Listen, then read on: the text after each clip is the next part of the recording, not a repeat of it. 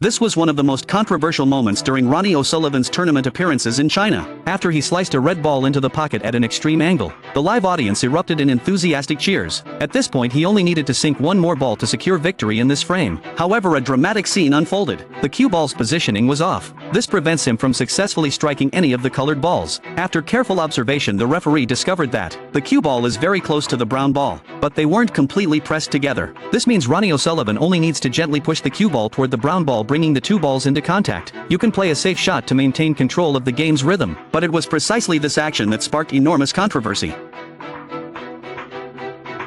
Do you think he really hit that brown ball? After observing him closely, the referee immediately called a foul. But this decision immediately drew criticism from Ronnie O'Sullivan. As one of the world's top snooker legends, he confidently argued with the referee. He firmly believed his cue stick had indeed struck the brown ball, and strongly demanded verification through video replay. However, the referee was also very stubborn. He explicitly stated that he saw the brown ball with his own eyes and it didn't move an inch. Therefore the foul stands. Neither side was willing to back down. Ultimately, we can only rely on video replays to uncover the truth.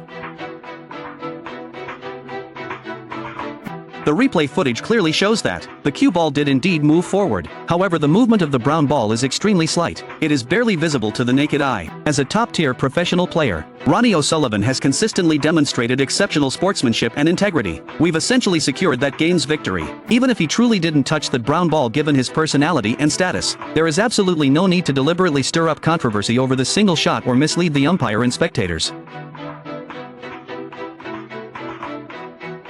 What's worse, the slow-motion footage shows noticeable shaking. This makes it hard for everyone to tell whether it's the ball moving. It's still the camera shaking. From this perspective alone, it's indeed difficult to determine whether the referee or the players are in the right. However, the live commentary at the crucial moment. Just then the on-site commentator offered a highly persuasive method of judgment.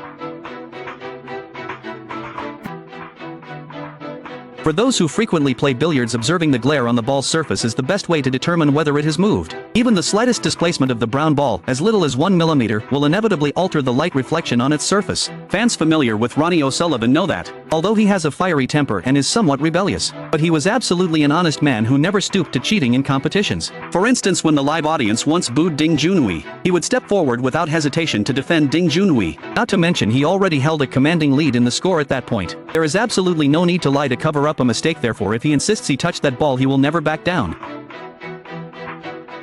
After 4 full replays and careful verification, the official ruling ultimately confirmed that the referee made an error in judgment. This was a miscall. Interestingly, his opponent Mark Selby sat in his chair without raising any objections throughout the entire match. This action also shows that he supports Ronnie O'Sullivan's quest for the truth. But can you believe it? In fact, during the first half of this game, another utterly baffling and bizarre incident occurred.